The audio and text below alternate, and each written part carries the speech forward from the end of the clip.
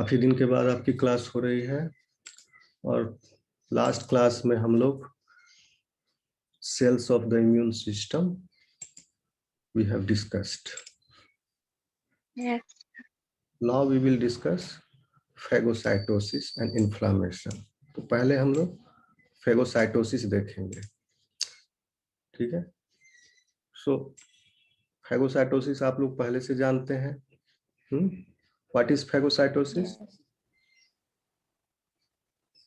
Sir जब कोई भी सेल डेड हो जाता है तो उसको मतलब वो ईटिंग का काम करता है डेड सेल को If या I damage tissue. ask you phagocytosis का definition and it is of 2 marks, what you will say? कि कोई सेल डेड कर जाता है तो क्या बोले आप?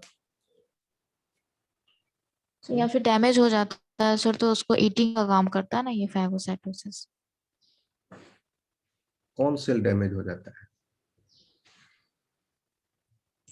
सर आफ्टर वुंड या किसी मतलब किसी भी तरह का कोई टिश्यू या.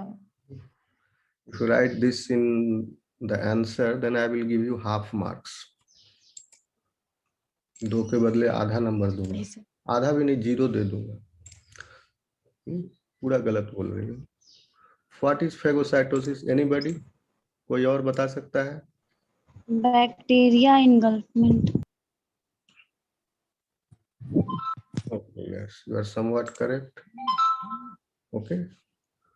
Phagocytosis is when one cell engulfs another cell. That is phagocytosis. One cell engulfs another cell or cellular debris or supramolecular structure. When one cell engulfs another cell, smaller cell, or a pathogen. Pathogen भी cell है, तो pathogen bacteria, virus, fungi बहुत तरह के हो सकते हैं. और फ्रेगमेंट्स ऑफ सेल, ठीक है. So that is called as phagocytosis. Engulfing of a foreign cell or a fragment of cell is phagocytosis. तो इस अभी किसने बोला था? स्नेहा ने बोला था कि जिंदा सेल मरना cell. What is this? This is also live cell. अगर ये डेड सेल होगा तो ये फेगोसाइटोसिस कैसे करेगा? And this which is getting phagocytosed, that will be either live, that can be live, or dead. Dead in the case of if it is taken in the form of the cellular debris, then it is dead.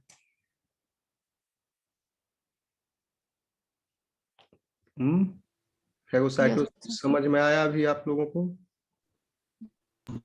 Yes. Yes sir.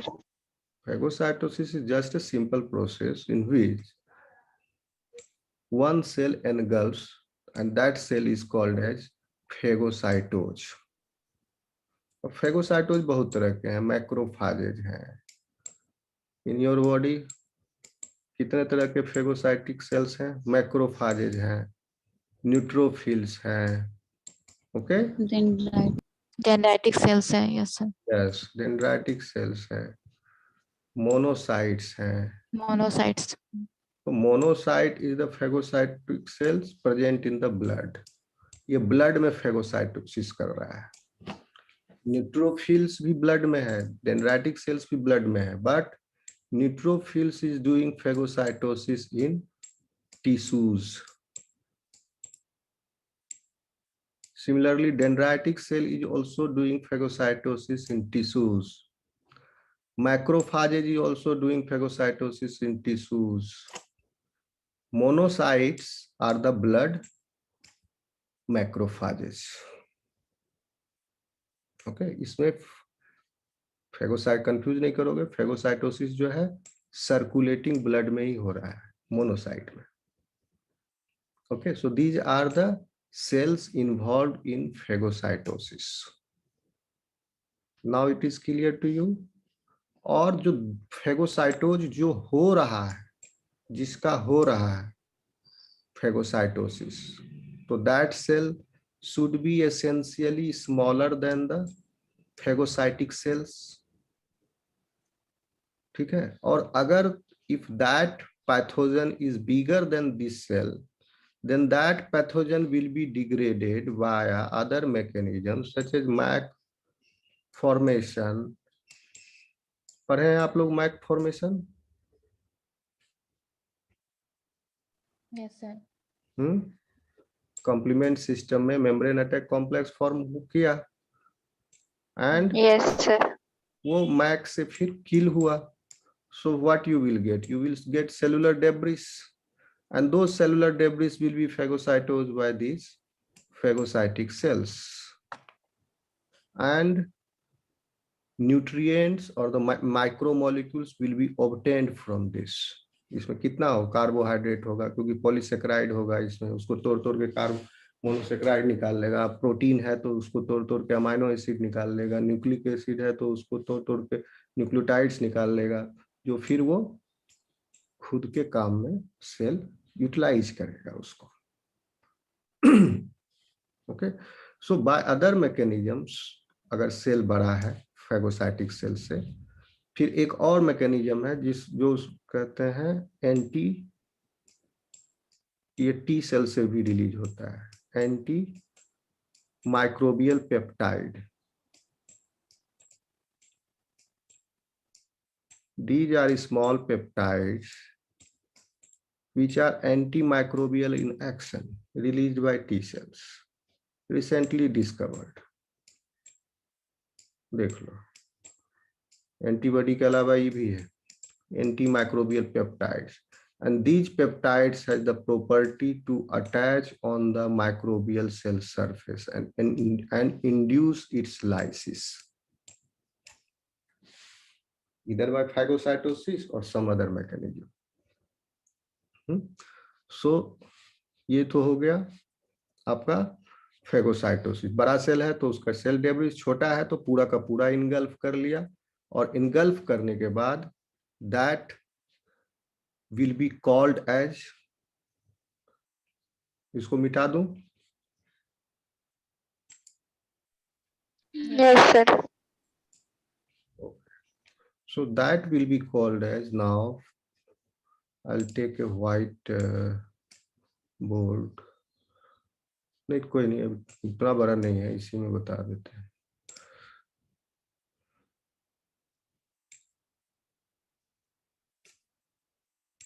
This is the foreign cell or pathogen or bacteria, virus, anything or any cell debris, and this will be taken inside.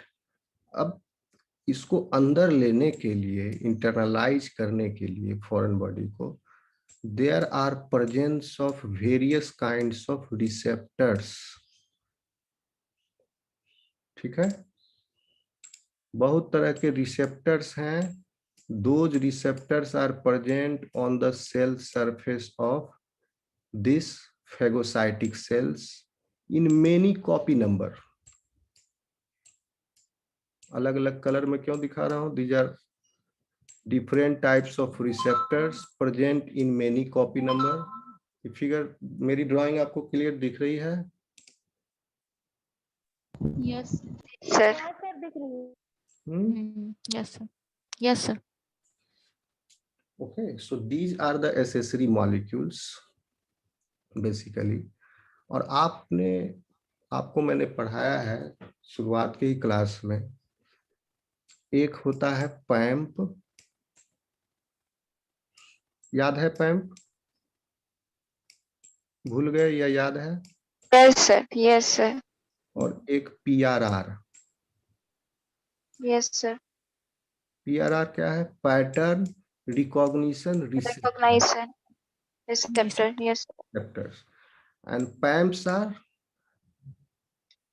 are pattern associated molecular, pathogen associated molecular pattern.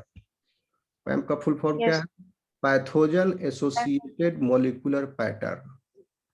Okay, so these moieties are present on pathogens. or the foreign cells which will be phagocytosed. Okay, but not all the time the cells which are going to phagocytose are pathogenic. The microbiome which is inside your gut, that are not pathogenic to you. They are symbiotic bacteria, and they are giving additional benefits or advantages to you, such as vitamin B12 production that your body cannot synthesize. And from that, the gut, the vitamin B12 produced by this bacteria will be absorbed via in the intestine. कहने का मतलब हुआ कि foreign cells जो हैं they are friendly also, and they behave like an enemy also. ठीक है? So it is not suitable to call these moieties which are present on the pathogens. It is called as PAM. So another term was coined. It is called as MAMP, microbe associated molecular pattern. तो मैम्प और पैम्प एक ही है, बस नाम अलग अलग है, ये समझ लो। तो पैम्प कहाँ पर प्रेजेंट है, अब बताइए आप। PAMP is present on pathogen surface. Pathogen, correct. Pathogen cell surface पर पैम्प, नाम ही है पैथोजन एसोसिएटेड। पैथोजन के सेल सरफेस पर पैम्प कहाँ है, पैथोजन के सेल सरफेस पर पेप्टिडोग्लाइकन लेयर है, सेल वॉल है, पॉलीसेकेराइड का लेयर है, many lipopolysaccharides are present, glycoproteins are present. Okay, heteropolysaccharide भी प्रेजेंट होता है, homopolysaccharide are also present on bacterial outer covering. Bacterial outer covering is not as simple as the cells which are found in your body, which is lined by plasma membrane alone. Because these are unicellular cells, इसको बहुत सारे पर्यावरण के मुकाबला करना पड़ रहा है. So these are the special type of layers present outside the plasma membrane. Collectively it is called as cell wall. But this cell wall is composed of many different types of layers: peptidoglycan layer, lipopolysaccharide layer, and in those layers, glycoproteins, polysaccharide, heteropolysaccharides, these molecules are embedded. So, why I'm calling this is a moiety? Moiety किसको कहते हैं? एक बड़े molecule पर, suppose this is a big molecule, protein molecule. Suppose this is a chain of big protein molecule, and the structure associated with this region, जैसे antibody के case में इपिटोप आप पढ़े थे, इपिटोप पढ़े थे. Epitope is what?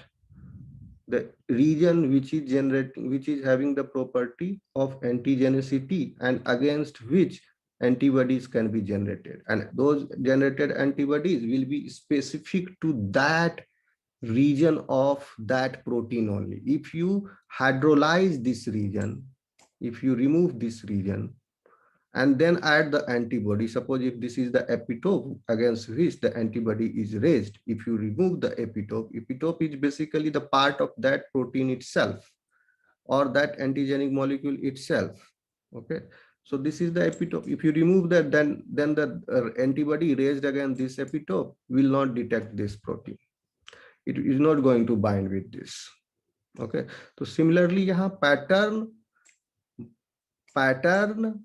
recognition receptor, अभी इसको भूल जाओ, pattern associated molecular pattern जो है, these are the molecular patterns. नाम में देखिए molecular patterns है, ये खास तरह के molecular patterns जो हैं, these are common to many kinds of pathogens. Suppose gram positive bacteria, gram negative bacteria.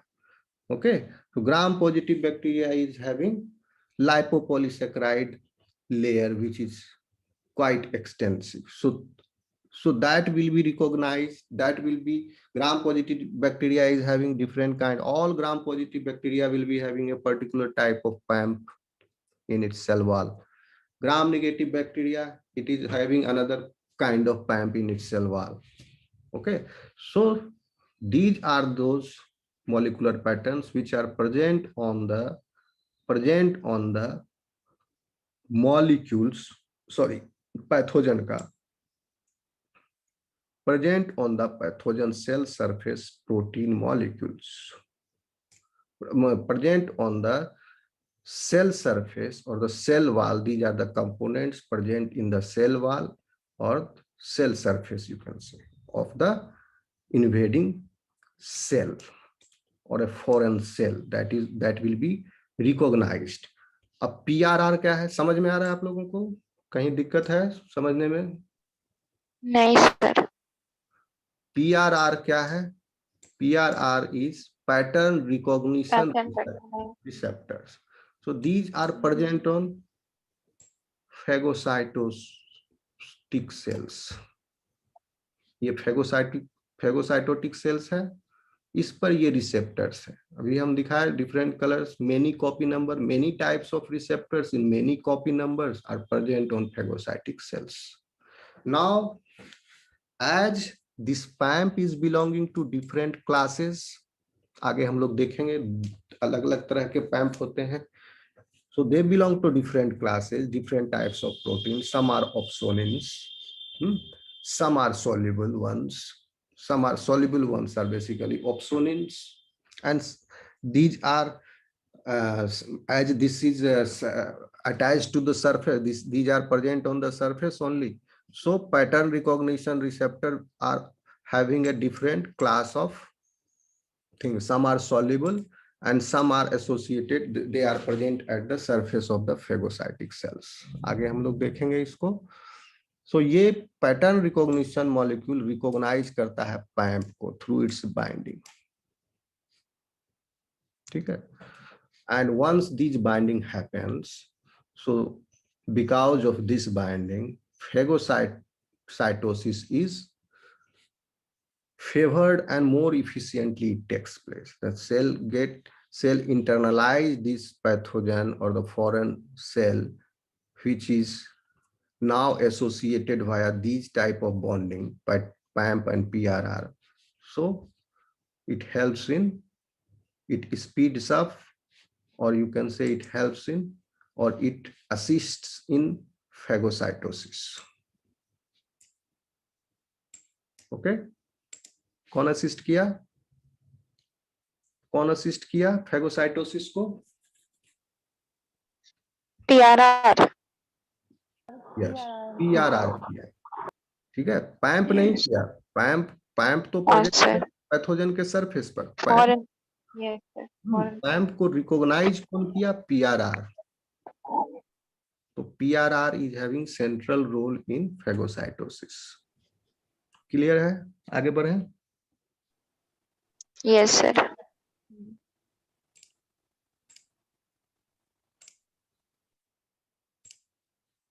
ये फिगर दिख रहा है आपको? Yes sir. Sir yes sir.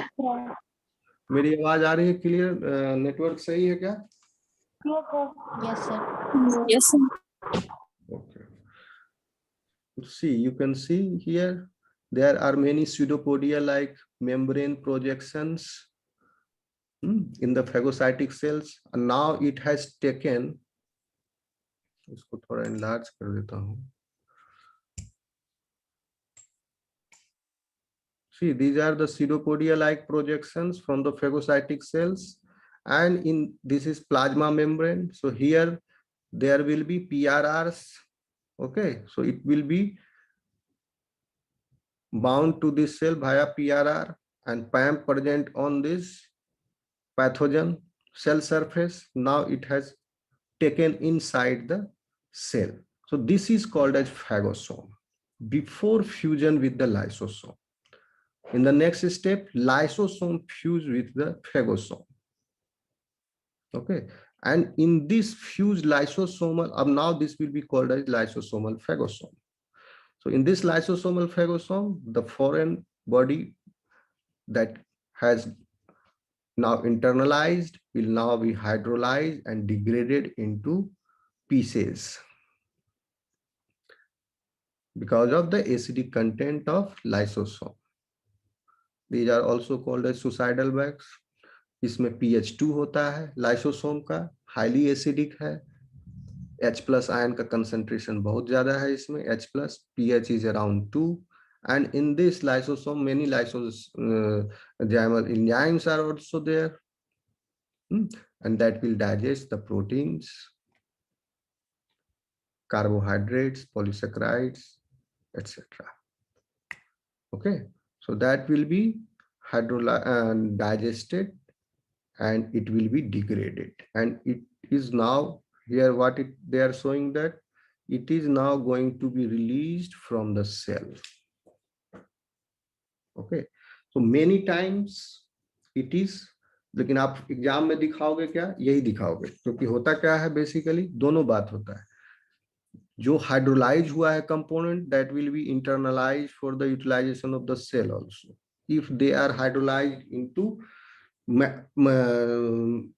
suppose monomeric units such as monosaccharides from the polysaccharide, they will be hydrolyzed. Amino acids they will be internalized, amino acids coming from the protein that will be internalized because via this membrane monosaccharides जो digest होकर के अगर monomeric unit obtained हो गया, if monosaccharide तक आ गया, अगर oligosaccharides हैं then that will be release from the cell अगर लार्जर स्ट्रक्चर्स है, ठीक है। अगर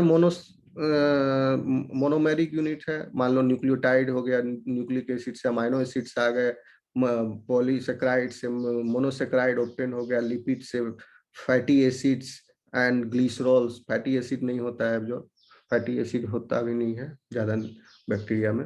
ओके, सो दैट विल, वो monomeric units will be internalise, और जो लार्जर यूनिट्स है अगर कंप्लीट डाइजेशन नहीं हो पाए, क्यों? क्योंकि बैक्टीरिया का सेल वॉल जो है वो बहुत ही डिफरेंट तरह का है, ठीक है।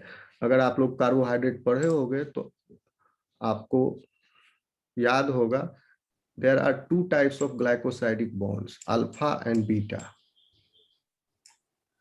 and to break and hydrolyze the beta bonds is very difficult, and to hydrolyze alpha glycosidic bond is easy. So in starch, glycogen, alpha glycosidic bond hota hai, cellulose, chitin, okay, like these structural polysaccharides and many heteropolysaccharides also जो भी है, ये तो structural होमोपोलिसैकेराइड, उस सब में beta glycosidic bondage होते हैं।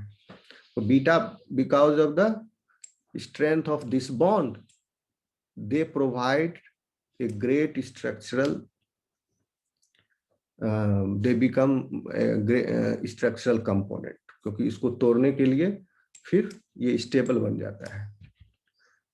तो बीटा, इसीलिए इसमें बहुत सारे इसमें बीटा बॉन्ड्स हैं in the there polysaccharides, and that will not be hydrolysed by our enzymes. Okay, so that is, और फिर हेटेरोपॉलीसैकेराइड्स में बहुत अलग अलग तरह के हेक्सोज डेरिवेटिव्स होते हैं, जैसे N acetyl glucose amino glucose amino glycans हो गया, एंड आपके म्यूरामिक एसिड है, बहुत तरह के हेक्सोज डेरिवेटिव्स हैं, वो सब भी प्रेजेंट होते हैं, जो कि हमारे सिस्टम में जिसका कोई रोल नहीं है, तो क्यों रखेगा, वो सब रिलीज आउट हो गया। ठीक है, आगे समझे आप लोग। और अगर ग्लूकोज रिलीज हुआ है तो ग्लूकोज तो यूजफुल प्रोडक्ट है, glucose will be taken in, amino acids that will be taken in.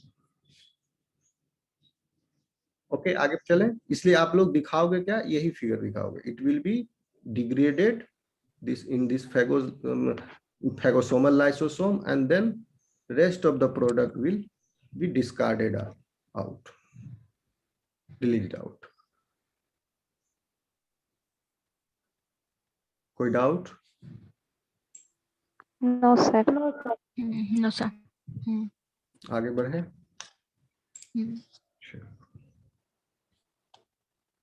ये पिक्चर जो है इसमें दिखा रहा है, ये इलेक्ट्रॉन स्कैनिंग इलेक्ट्रॉन माइक्रोस्कोप से लिया हुआ पिक्चर है.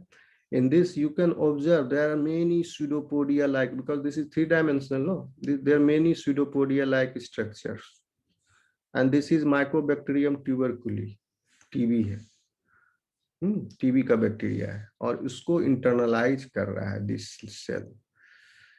Outer surface, no sorry, TB का नहीं है, lung pleural cavity, E coli, scanning electron micrograph of alveolar macrophage phagocytosis of E coli bacteria on the outer surface of vessel in the lung pleural cavity. E coli को engulf कर रहा है आपका alveolar macrophages. Okay, चलो. Now I'll read it out the text note पर. आप लोग जल्दी जल्दी कैच कर लोगे, इतना एक्सप्लेन कर दिया हूँ, यही सब बात लिखा हुआ है इसमें. Yes, sir. Despite the strong defenses of our protective epithelial layers, some pathogens have evolved strategies to penetrate these defenses, and epithelia may be disrupted by wounds also, abrasion also, and insect bites that may transmit pathogen. ये पूरा एक line में इसने क्या कहा है कि हमारा जो एनाटॉमिकल बैरियर है, स्किन और इंटरनल लाइनिंग जो है आपका म्यूकोसा, स्किन और म्यूकोसल लाइनिंग क्या कर रहा है? Can you see my drawing? Yes, sir. Yes, sir. Yes, sir. We have tube within a tube body plan. Do you get it? We have tube within a tube body plan, and all vertebrates are having tube within a tube body plan. So what you get in this plan? There is an internal lining which is in communication with the external environment, and there is external boundary which is also in direct contact with the external environment. Okay, this is your gut lumen, and this is in continuous with external environment via किससे? मुंह से, नाक से, ठीक है, anterior opening and posterior opening via anus. So इसके अंदर air है, वैक्यूम तो हो नहीं सकता है, या तो सॉलिड पार्टिकल होगा क्योंकि दिस इज स्पेस, तो इसमें या तो सॉलिड होगा या लिक्विड भरा होगा या गैस भरा होगा. तो इसका लाइनिंग जो है, तो इसमें चांसेज है कि बाहर एक्सटर्नल से पैथोजन आएंगे. सो इसका लाइनिंग इसीलिए माउथ से स्टार्ट होके even in the nasopharyngeal region, nasal opening से शुरू होके फिर nasopharyngeal pharynx and larynx join कर गया फेरेंजियल नेजोफेरेंज आपका इसोफेगस से पहले, एंड देन फिर वहां से एक ओपनिंग चला, एक ट्यूब चला इसोफेगस से, फिर स्टमक, गट. क्या हो गया है? 1 सेकेंड है, नेटवर्क ठीक है क्या? Yes, sir. Yes, sir. चलो, ठीक है. So all these internal linings starting from your buccal cavity till anus, so ये सब जो है is lined by mucosa. ये भी epithelial membrane है. तो यहाँ जो भी लाइनिंग वाले सेल्स हैं, इपिथेलियल जो टिश्यू है, इपिथेलियल सेल्स जो हैं, they are present on these linings, जहां पर एक्सटर्नल एनवायरनमेंट से बॉडी सेपरेट हो रहा है. तो यहाँ पर स्किन पर भी सेल है, स्किन इपिथेलियल सेल्स है. इपिथेलियल सेल भी बहुत तरह के होते हैं, आप पढ़े होंगे, ठीक है. यहाँ पर इपिथेलियल सेल जो है, इसका आउटर लेयर जो है, और it is multi layered here in the skin and even in the Mucosal lining also is epithelial cells are multi-layered, present in many tiers. So here the outermost layer of the epithelial cell is keratinized. तो ये skin हो गया, so that water and air cannot penetrate the surface. And here it is not keratinized. अगर keratinized हो जाता तो dead होना पड़ता है cells को. Keratinized जैसे जैसे cells का keratinization होता है, cell भी dead होते चला जाता है, dead हो जाता है, उसका death process start हो जाता है. Once the keratinization completes, cell becomes dead. So these cells present on the skin, which is the outermost layer, these are dead cells. लेकिन इंटरनल लाइनिंग जो है वहां से तो एब्जॉर्प्शन करना है बॉडी को, तो इसको डेड सेल नहीं रख सकते हैं, इसको केराटिनाइजेशन की भी जरूरत नहीं, क्योंकि यहाँ से तो एब्जॉर्प्शन वाटर का भी होगा, इसका भी होगा, उसका न्यूट्रिएंट्स का होगा, तो इसको केराटिनाइज कर दें तो रीएब्जॉर्प्शन होता कैसे, तो ये फेल हो जाता, body tube within tube plan. तो यहाँ पर क्या है, internal lining is called mucosa, it is covered with the mucosa, mucus. Mucus is slimy, sticky, it engulfs food particle and it traps it. Okay, so like this it goes. And here or epithelial cells, अब आप समझ लीजिए जहां जहां भी linings है, they are epithelial cells. ठीक है, उसी तरह लंग का alveoli में भी that is epithelial cell, squamous epithelial cell, वहां पर क्या है, सिंगल सेल का लाइनिंग है, सिंगल लेयर है. ओके, अब आप समझे.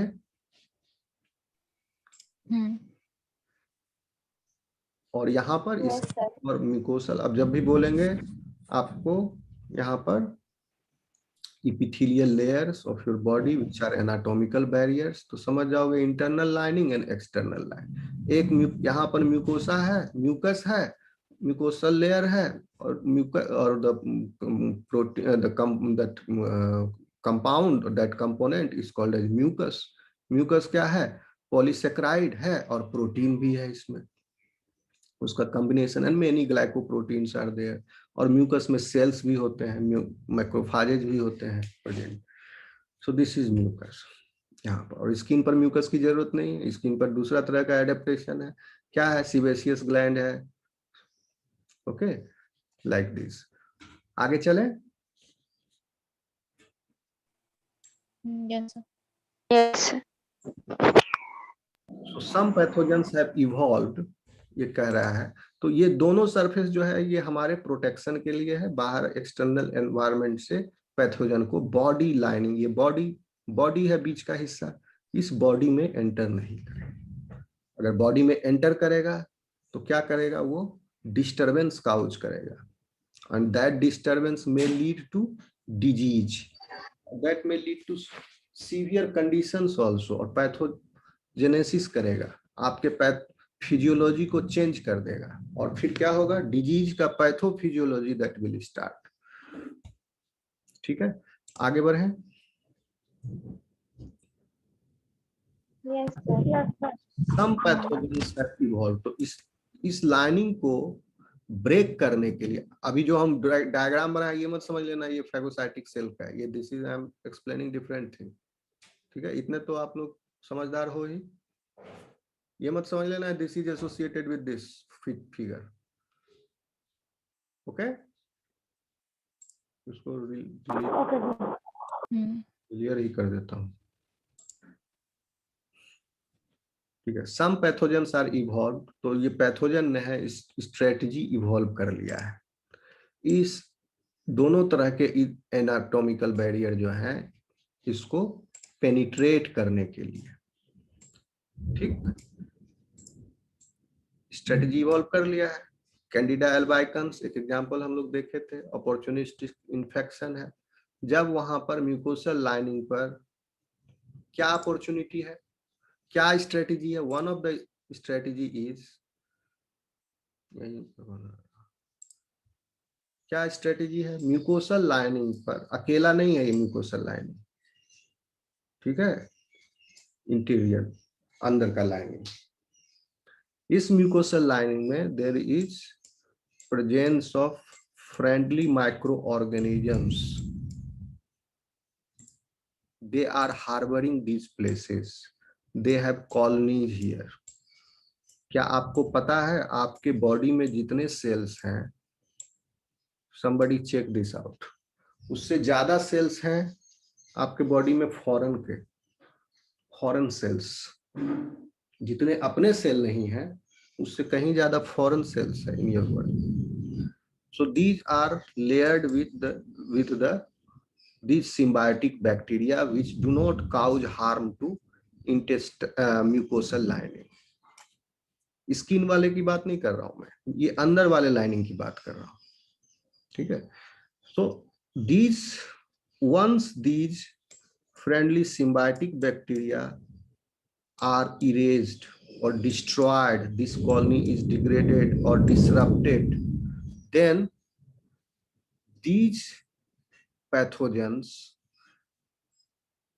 which has the capacity to penetrate the mucosal lining, they get the opportunity to get internalized within the mucous lining, and then they reach directly to the blood. Okay, so एक example Candida एल्बाइकन्स बताया था, opportunity infection है. Fungi याद करो, एकदम class के start में जब इम्यूनोलॉजी शुरू किए थे उस समय बताए थे. और ये फंगस है, जब ये सबके बॉडी में है, but this fungus they do not find the opportunity to get enter in the mucus, get penetrated through the mucosal lining because of the presence of this symbiotic bacteria which has already occupied the surface. So this do not get the access to this layer, so they are not getting internalized. So what happens when the abuse of the antibiotics has happened? Antibiotic खूब खा रहा है बिना मतलब के, या कोई उसको सीवियर इन्फेक्शन हो गया, बहुत दिन तक ट्रॉमा में रहा, आईसीयू में भर्ती रहा, ठीक है, कोमा में था, या कोई सीवियर इंजरी हुआ था, या कोई उसको बड़ा ऑपरेशन हुआ था, कोई या ऑर्गन ट्रांसप्लांट हुआ, दिस दैट, बहुत तरह कंडीशन है, क्लिनिकल कंडीशन, जिसमें उसको काफी हैवी एंटीबायोटिक चला, या बॉडी में उसका सेप्सिस हो गया था, तो इस सब की वजह से एंटीबायोटिक उसको चला, जिसकी वजह से इसका सिम्बायोटिक फ्रेंडली बैक्टीरिया जो थे, और एंटीबायोटिक है वो तो नहीं देखेगा फ्रेंडली को मारना है कि एनिमी वाले बैक्टीरिया, पैथोजेनिक बैक्टीरिया को किल करना, दोनों को किल करेगा, तो इसको किल कर दिया. So now this mucosal lining is exposed to these opportunistic infectious agent, इसीलिए इसको बोलते हैं अपॉर्चुनिस्टिक इन्फेक्शन. जैसे अभी जो चला हुआ है फंगल इन्फेक्शन, आप नाम सुनते होंगे मीडिया में, black fungus, this that. Okay, this is also a kind of opportunistic infection. Okay, because of the heavy use of the antibiotics and steroids like these substances, the bacterial colony, friendly bacterial colony has disrupted, and this has got the opportunity to get internalized the mucous lining membrane. Mucus membrane को challenge करके उसको insult कर दिया opportunistic infection, और उसको भेद करके आ जाता है ब्लड में, म्यूकोसल लाइनिंग को पेनिट्रेट कर गया. Now they will cause the disease if, because this is the first line of the defence, इनेट system का पार्ट है. अब इसका मुकाबला होगा